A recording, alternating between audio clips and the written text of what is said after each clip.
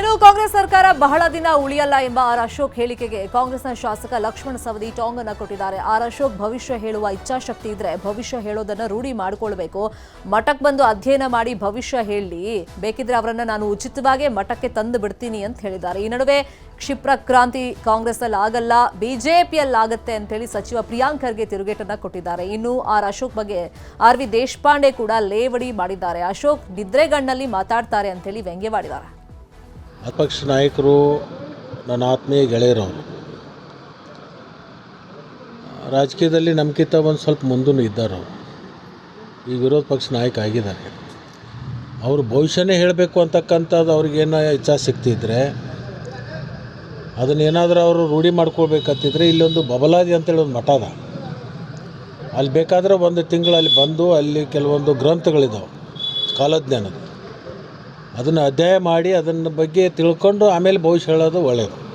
ಇಲ್ಲಾಂದರೆ ಸುಮ್ಮನೆ ರಾಜಕೀಯ ಭವಿಷ್ಯಗಳನ್ನು ಹೇಳ್ತಕ್ಕಂಥದ್ದು ಇದು ನಮ್ಮ ಕಡೆ ಒಂದು ಹಳ್ಳಿ. ನನ್ನ ಪ್ರಕಾರ ಈ ತಿಂಗಳಲ್ಲೇ ವಿರೋಧ ಪಕ್ಷದ ನಾಯಕರು ಮತ್ತು BJP ನಾಯಕತ್ವ ಚೇಂಜ್ ಆಗುತ್ತೆ ಅಂತ ಇದೆ. ನಮ್ಮಲ್ಲಿ ಯಾವುದೇ ರೀತಿಯಾದಂಥ ಗೊಂದಲ ಇಲ್ಲ. ಅವರೇ ತಾನೇ 4-5 ದಿನ ಇದ್ದಿದ್ದು ಡೆಲ್ಲಿನಲ್ಲಿ. ಅವರು ದಸರಾ ಕಾಯ್ತಾ ಇದ್ದಾರೆ. ದಸರಾಕ್ಕಿಂತ ಮುಂಚೆನೆ BJP ದಿವಾಳಿ ಆಗ್ತಾ ಇದೆ.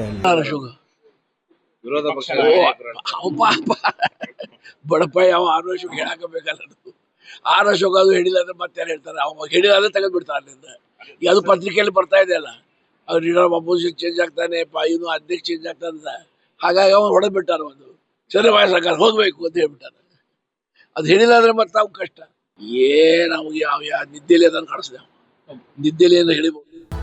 ಇನ್ನು ಕಾಂಗ್ರೆಸ್ ಸರ್ಕಾರ ಬಹಳ ದಿನ ಉಳಿಯಲ್ಲ ಎಂಬ ಆರ್ ಅಶೋಕ್ ಹೇಳಿಕೆಗೆ ಕಾಂಗ್ರೆಸ್ನ ಶಾಸಕ ಲಕ್ಷ್ಮಣ ಸವದಿ ಟಾಂಗ್ ಅನ್ನು ಕೊಟ್ಟಿದ್ದಾರೆ. ಆರ್ ಅಶೋಕ್ ಭವಿಷ್ಯ ಹೇಳುವ ಇಚ್ಛಾಶಕ್ತಿ ಇದ್ರೆ ಭವಿಷ್ಯ ಹೇಳೋದನ್ನ ರೂಢಿ ಮಾಡಿಕೊಳ್ಳಬೇಕು.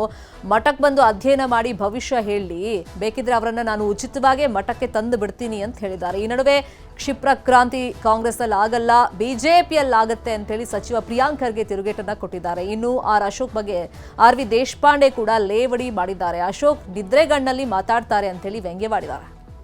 ವಿಪಕ್ಷ ನಾಯಕರು ನನ್ನ ಆತ್ಮೀಯ ಗೆಳೆಯರವರು,